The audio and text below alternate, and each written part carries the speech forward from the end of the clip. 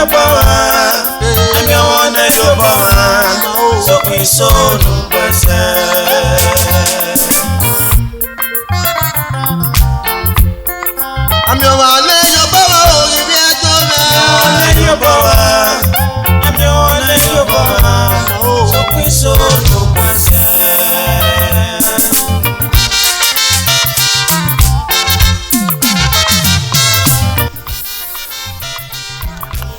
Osavenera me get agbe mama. Osavenera me o get agbe mama o. Ekina bomo di aji go magume o.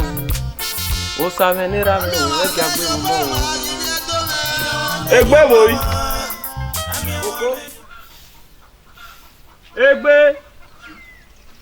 Baba. Ija. We ga hwen ye mejege. Baba e ga roju ko awe mi na. Laho. Ya ri opia. No arie ugbo akokere no kebe ba no gbon enu adi ogwa Mo pari baba mi mo pari gbo. Ya onu wa no yin Baba baba me se tijo. onu wa no yin Mo me se tijo o bo wo wa. O bo jugbo imi mo jugbo. So boy o gajo bi me o gajo zege mo egbe no do ahian mo omo nu wa kunu ayo bo mo tagbo to awune niye wa ru gekun do na kan la ye ko ugbo no bodo e awune niye be ba no ti obo ati no pokata pe ti o ko me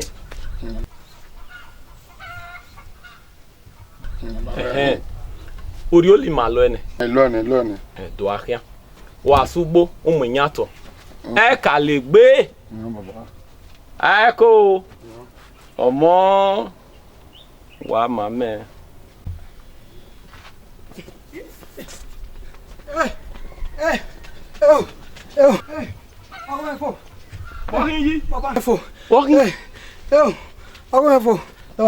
Walking. It was a Ogana. Yeah, if any way you room. Yeah, I won't what you have for. What do you have for fair? You give me a rock, Papa. Honestly, I'm not here. Always been video. Gaggy fear. Obo Reba. Baba. Well, when ye, well, my soap, Medina. Need your yapo. Yamek Pedere no Galilee here. Walking ya. Oh, my fool. Hey, Jimmy, I've been making video. What does it le? In her. Oh, in her. Madeo. and one wow. Have it here now? Huh? I am a bumbo na ebo. Be the name Benin say. If you are mugbo, any my no I will if you full no full. Man wow. I only I can do ya my ya now.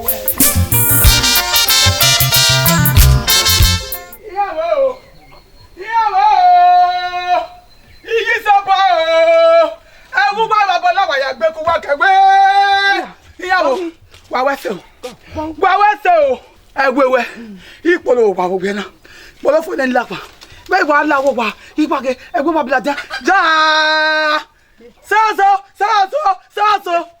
na watara me ila wa wukuli akfo ne inyagiro inye kesuge awa meme no we ajari ho iseke ka gi ma wo kena wa meta ba fufu gbo kena da fi ogi awa me o kena yagi o egbo wa ya wo po so baba wa gbe awa Aláwọ̀ ẹ̀ ìbọ̀rẹ̀.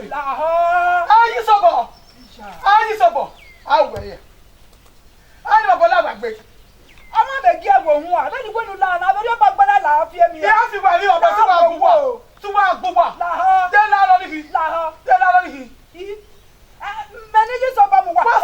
Mẹ́ni yí sọ bá mu wá. Ẹ̀gbọ́n rẹ̀ wọ̀ bẹ́ẹ̀.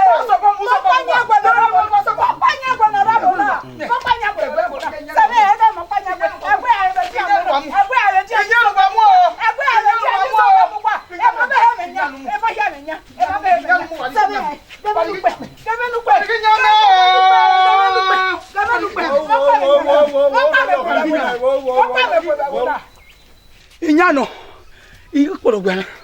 Inya, egwu wa tori o me. Inya, ginya o. nu wa sa jinyana Ma ike we no ri wonya be bo. okay ugun aru nu weje mo ka o de nya di babo na ila wa gbe ndu agbo ba pon Aware ni, ya ga aware ni. Iwe aga aware ni. wa ga wa mere ni emi no ate wa gwa me hare ni be no me re na we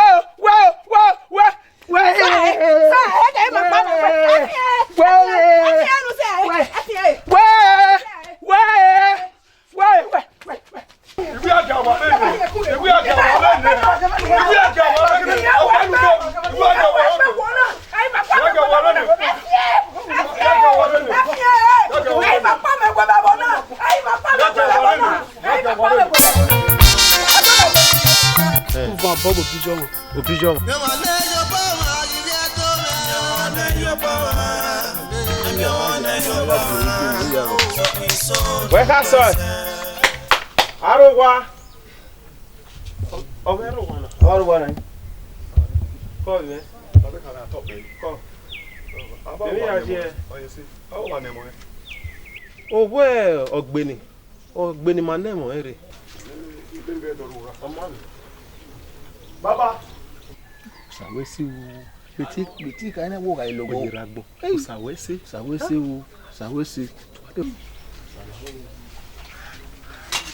Awa no ko. Ko baba.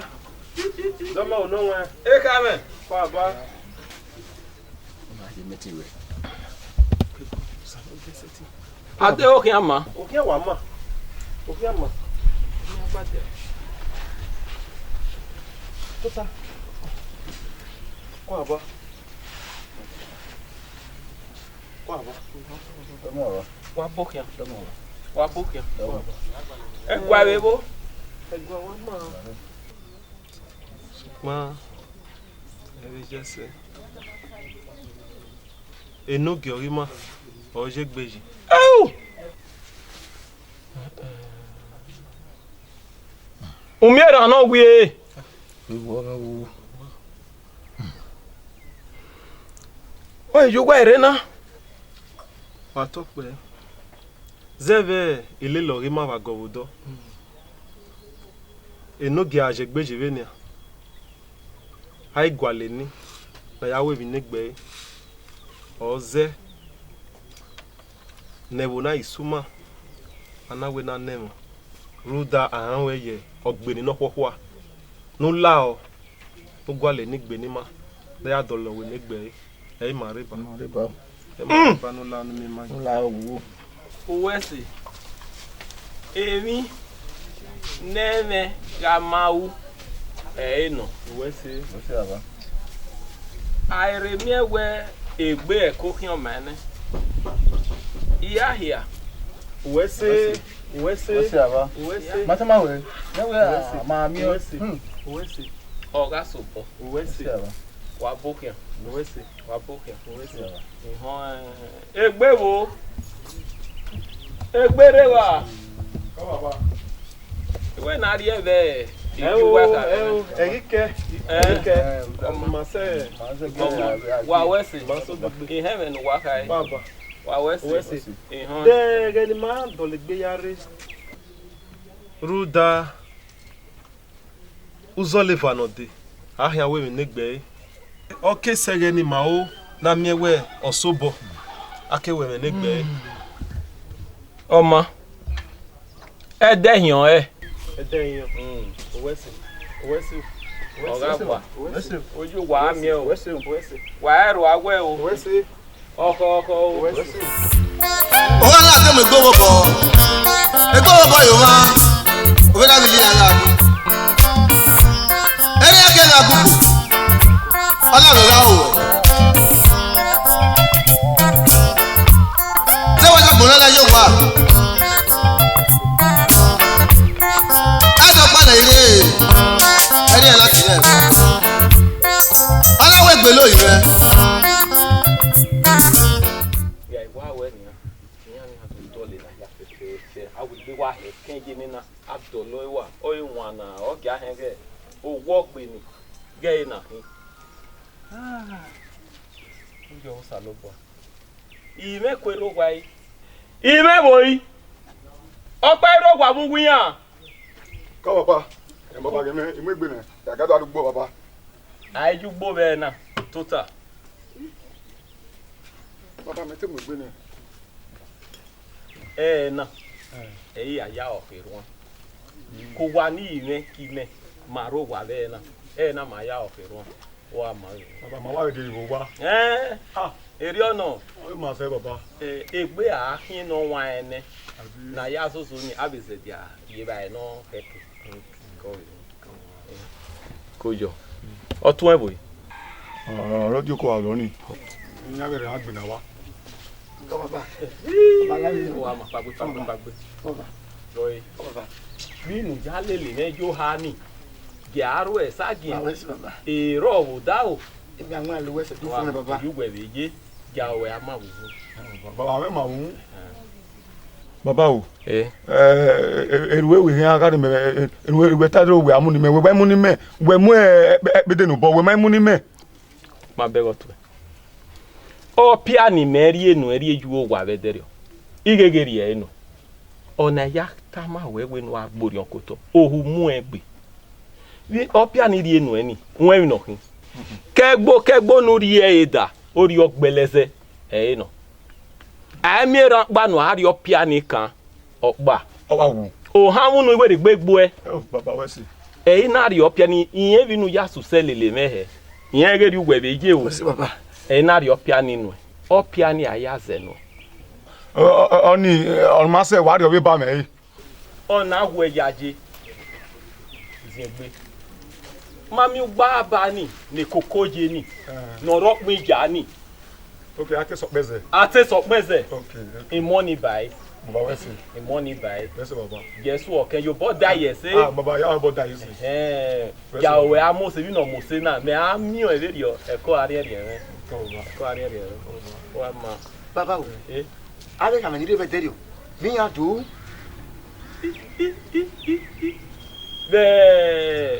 Vedo. Ori e ma ga o wa soto wo wa na.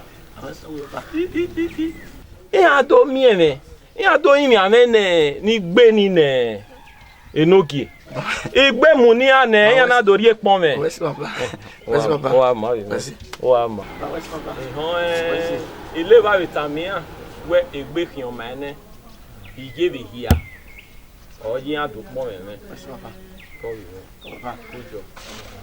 Wa gba ko to be ri o. Lareo ini munu ederio epede ni ya more ni game eso mawe Baba so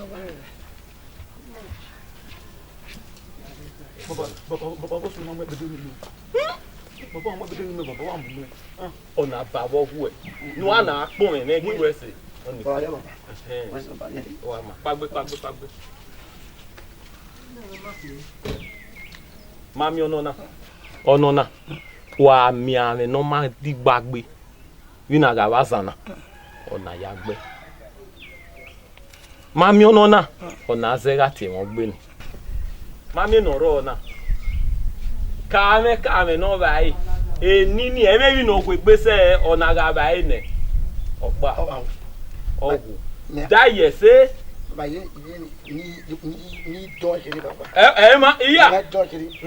Yo aya ekwa o beg him na o beg ona agun egi ma we gba okoto omi onona ate mi ewe o beg ni eni ame kekan emi polono ya kian o die you boyo we la ri o boyo eni ni dege we Baba wesi baba. uri ona yo ya fie Wesi baba. Wesi baba. Ya ru orion o Wesi. Ya ru orion o Wesi baba. Ya fio yo Wesi baba. we ya ku ja we amose wo Baba ave mo se fun. salu boa ẹ bá tẹ̀lé ọgọ́. oge ma to pe Oge na ti ma. We na ya we be le ne gbera. Ge onu mi ma. We mo yi to de no ke ari mi ma. E ma de ma ba ku. Ne mata. We be ka ma do na we lu me la. Na bo me. O ka we bo. Ya ka pon wa ya be. Ye. Gbenu wayaya iwe mi. Egbenu wayamu na ya mi o ehene dege iwe mi zogera me. Ika bo pon waya pe. Waya weso. Waya weso. Waya wesi. No giro na kin. Iyo ni le maka mu wa we. Ke egbera nenia. Tede na ku egipa.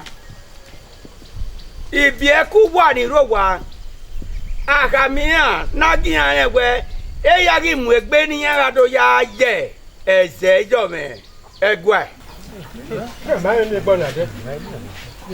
na gbiye yogo nane ahe ga gbiye yogo nene o he wa me na sa no ro yo wa je ya fe edegbese de no ragmo eya gi mu egbe ni ado ya bara mejo me egwa eri ka yo wa hoya Beni kai abe.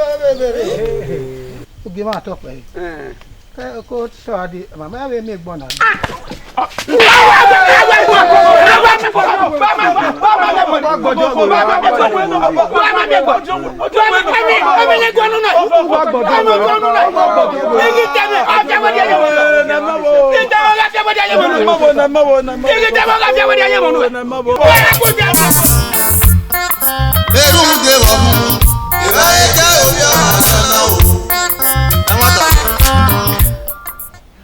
Name.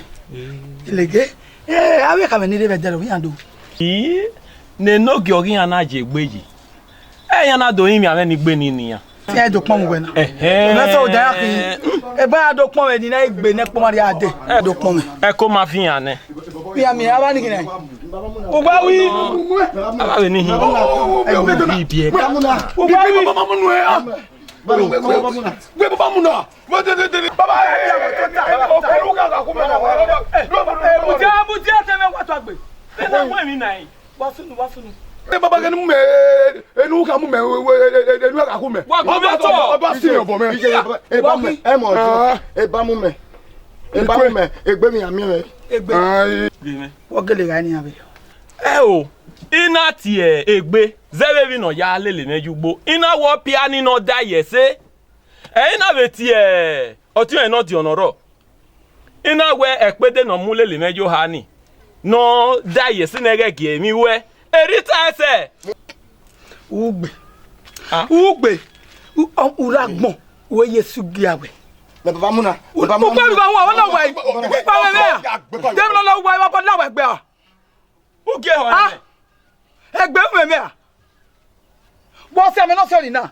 We ba su giawe. Ebi lo pa ewe. Una egwa agako. Uye opia agako ne egbe. Uye pede ya agako no bo. Pe na ko emi na. Am ne de bie. Wo bia no bia be da bia no bia na. No ya bia kuku nu we ma no. Bo ga ni. O kon de ne. We bo eni a. Awi me so na. Iya to ta ne. Uwa. Wo so ko. We he wa he na. Wo so ko se salon. Mure. Wana uberi ona. Ba wesi. Baba mu ni. Baba bi ba.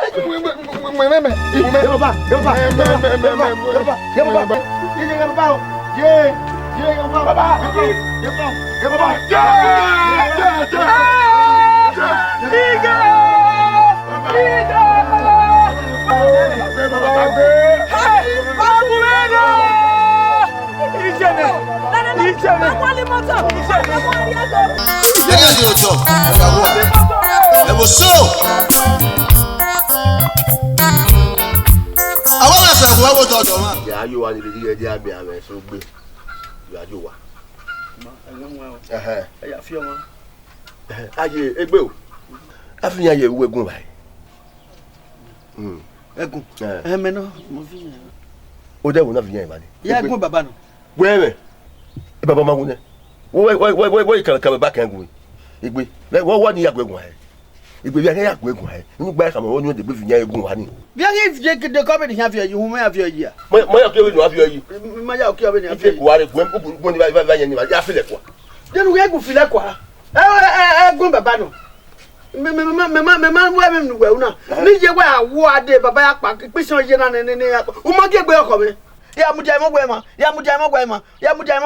De ke we fi ayi. ko be ba fi oyi Ready come on, baba ye ku ni mo yan wa. Be bo wo kaka be hin alu wa be. Iyan ni man je gbe mi we ku wa ni. Iyare na do ba ya file kwa. Ite ku boro iyan ni egun do ba ba. Ya fi to te be di o. Come on, wedding. O ka ma egbe oko mi. E ja fi o ma.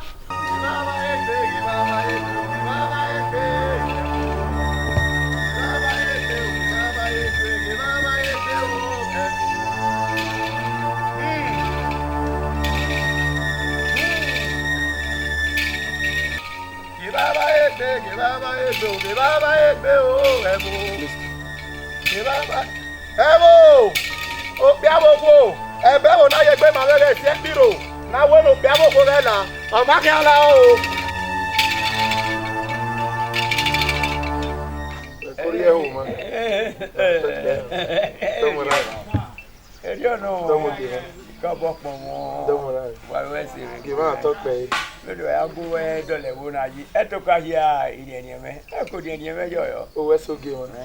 Oge ni yá yóò. Tọ́mọ ara. Dèmọ́ ìyá ife ugbo níbi yàrá rí kiri ìwò wẹ́rẹ́ àìwá awọ ẹ̀fọ́ ẹ̀dọ̀ pẹ́. Àwọn ọmọ rẹ̀ wà dá o. Owó ẹ̀sọ́ gé wọn.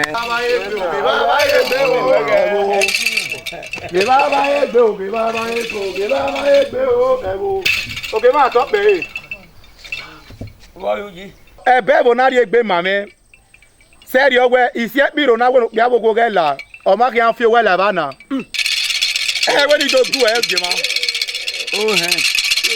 oge ma to pe ubede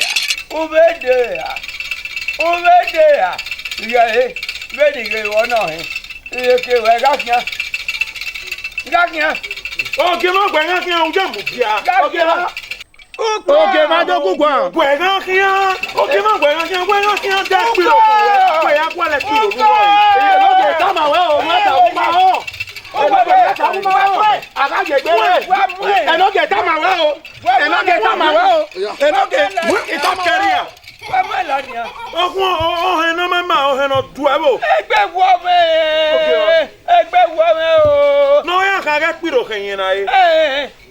ha Awa do mu e wo na be ya je. egbe wo me be na gbe o ese o yo Ama ke ma. No kun we si orin oko. ọkụ gwe ya ime ka bo wa to pe ese joye koriana Me asa bose ugbo. yari kiri Ẹgbẹ́ ogbe ri eni aya ìbàjágwe ìyàwó mẹ́rẹ̀ ní kẹ́yà sẹ́gà. Ọ̀rẹ́ bàbá wẹ́rẹ́ ni mẹ́gbẹ́ yẹn ọmọ kì í mọ́. Ọmọ ẹgbẹ́ mi ò yọ. Àwọn ẹ̀sẹ̀ ìwé wo tọ̀tọ̀ wọn aláàgbé owó ẹ̀bẹ̀ ilé ìgbẹ́ ẹ̀ o ẹ má tànú.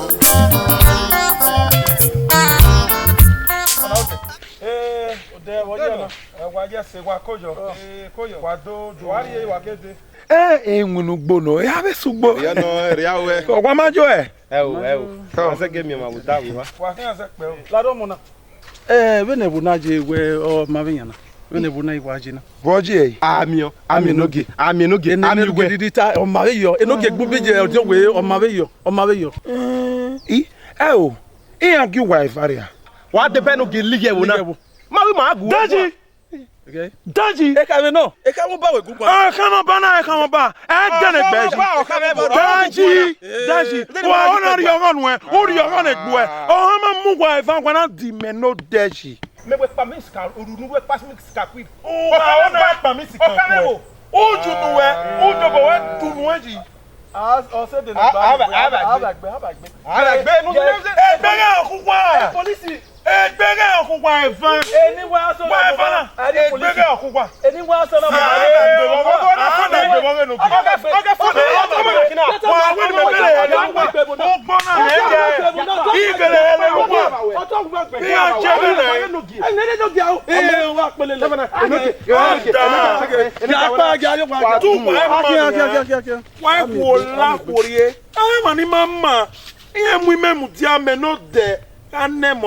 Ete, kwa kwa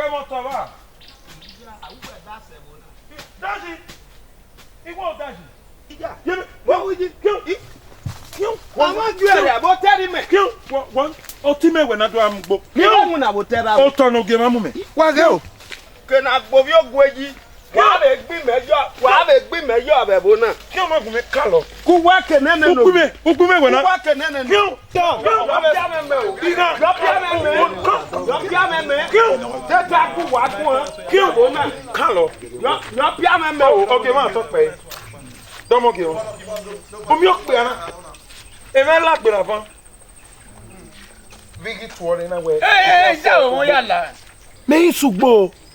Me wage go pe na. Wo go gbe me. Ejimi. Wa wan awa wo gbe yen no.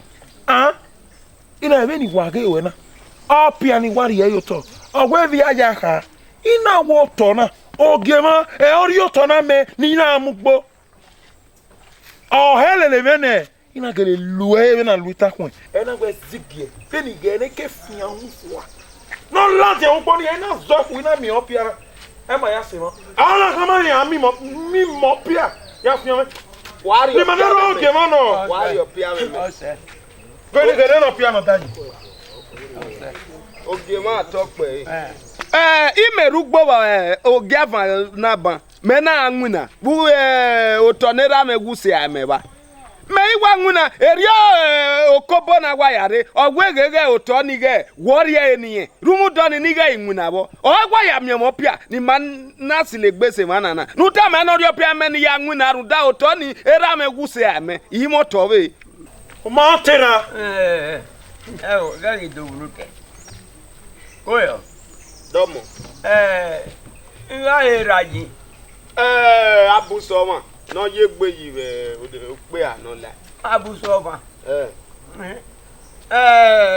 oge de go ma we no sunu wa era ama we ba ubebo e ma ni ma we e ba ubebo ana mia e mi na terie ni anebebo oto ero pa gi mi o se ra gbe atemi we odo ifija ajegbe yi era magama ya oni erime era me nwini nwune bo na wa sedu otama message igama na ana mi oto ni na iri ne amona wo geje dio o la hi oto ni ri la hi laiba ke banga ya yi o ya bo terime ija o erugu e mo to a mo se amotopa na bo be rie ne no oge ma afano fugwe na bini me kwa huwe na gbe me ya wa hu maka bebe era mata malwe wo mata malwe ni o te kan uji o ye ri da o me maya ya ne mi no sunu era sunu nu beni ge wanya iye kewe when your pia me ni akia when your pia me your pia me so pa na ye na lo ge beto lo ge kwokwo ogun ede gbe mi owa e ba ni die ifian wo wa we ami mi uwa bo teri me abagbe erugbo e mo to a abagbe era mo to a idawe me awo kana nanya du we gan we na erugbo we gele egbe give me ada ko lato ni ifian wo ogun we oyi itajo ene we gagian oge won to pe itajo ene gagian mi wa le yo èmi èso mi dá bí ẹbù wẹ náà bàbá ẹ kó kàkà bọ́ ní ẹ̀yìn.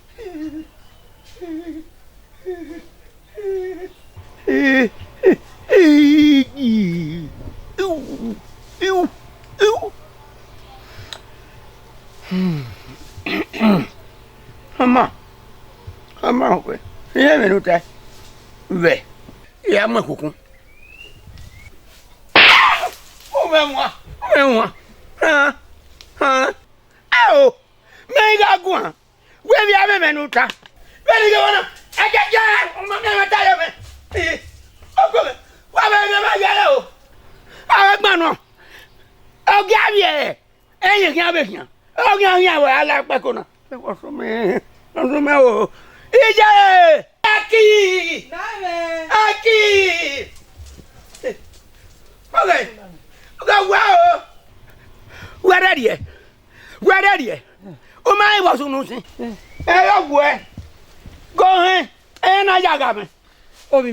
No, me, I had the barman logo. Oh, not here. And I went you, no, you were, oh, lawyer. Well, no, me, I agree. He may be going. Ala mwezo tore, hogu mega gbe. Ana menia, ona ya wa pe aga, omuke we bode, egion, odelele gbede. Zemo wie noge, igwe gwani ano we no ya ti awo na me we di ari. Ona to ate mo me yi mere. Ye kwere noge, no sie. Emi ne bo kitale lo ebe na ogwe bebe. Ni a kitale lo ebe na. Abu go na fe. We ye kwere. Ogijo. Wa egijo. What is it? I know we have better. You tell me when say. I know tell me. Tell me.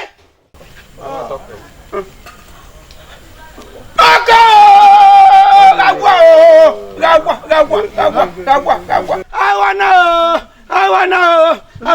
Get. Where you go? I am moving. Why am I moving? What I get you?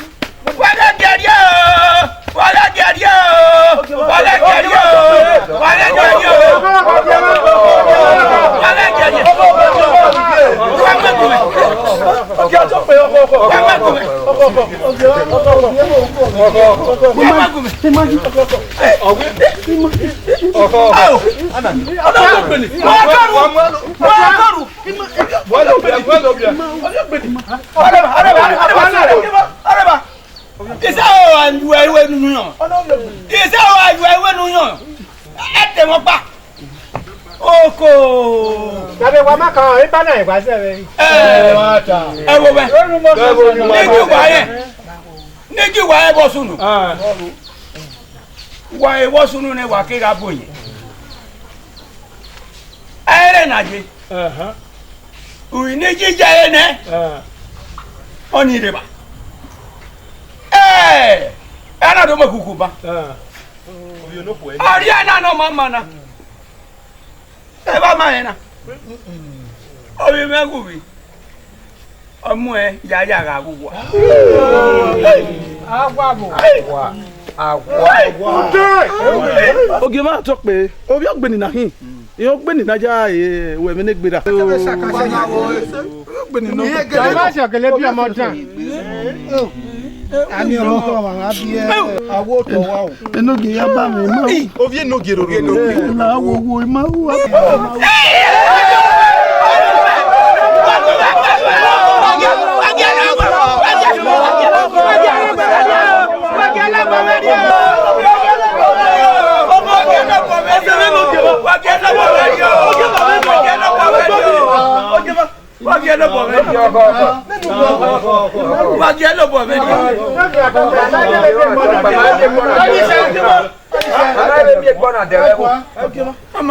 Mama, moro egbe. Ikan, kwale kan pa me. Na tatajo egbe.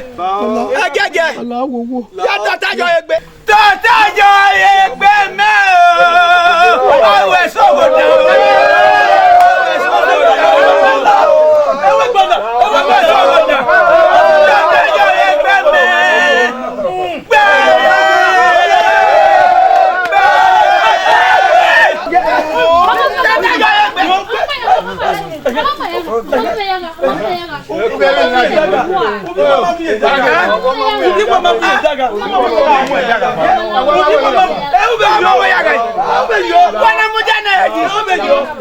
Mamu yaga. Ose me o di ba me. Yo pe na ya na. Mamu yaga. Mamu yaga. Be no ki tane na we no pagbe ne go mo na. Na no mo na. Obi agbeni pagbe. Pagbe. O mamu yaga. Ose nu e lo ke ye. O mamu yaga. O be ma to pe. O mamu yaga. Nu waje na ro pa me ma e o. Nu waje na ro pa. Obi ta o ge ma ko. Igaye. Mamu yaga. Lana ya. E du e mu jane ni a. O mamu yaga baba. Pagbe. E bo e fangere. Mu jaba. O ge ma to pe. O je be no se nu nu e. Yam. No ki wa tokpe. E bo no ke mana eji. Igidi. Imagine o desi. O bele ni alala o. Ọpẹ́ ni lelera me de be ra me ra gbon. Ina we ni gwa lo ma no. E ya mi obi. E ina imudi ano e. E bu ni kan lase. E bu no gbon. Ona agio de ma me. E ba be. E tun agbe na re. Ina we de ta movie ina we ma ode ni ala o. Eyin aya tu lemu. Do adada mi. Ina gbe me godo. Obo kewu. We orí ọgbẹ ní ọgbẹ ní gùnmẹ ní yá ewé mi ọwọ ẹsẹ ọmọ ẹ wo bẹ ìyá yìí ọzẹ nínú ẹ ìnẹ adé kenuke gbàgádé bàbá ẹ ò bẹnu yá rẹ ọ̀nà lórí ẹ mọ̀kúrò tọ ẹ rú ayé bàbá káàdọ̀ bẹ̀rẹ̀ ọ ó pò rẹ nà ó pò nà ó pẹ̀ ọmọ rí ẹ. Love you.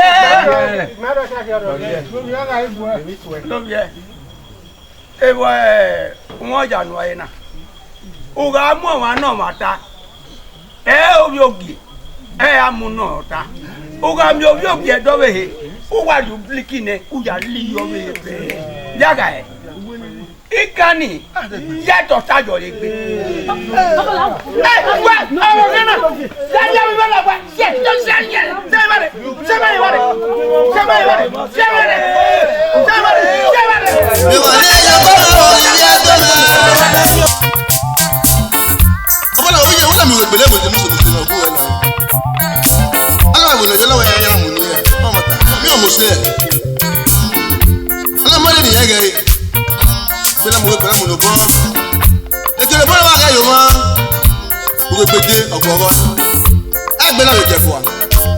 Ọlọ́run mẹ́ pẹ́jọ́ rẹ̀ dẹ́. Ọlọ́run ọmọ gbogbo yẹ kì í yẹ. Ọba àwọn tó ọ̀tọ̀ sí kọ̀ ẹ́. Ọlọ́run yẹ́nà mi rẹ̀ gbẹ̀lẹ́ mùsùlùmí náà.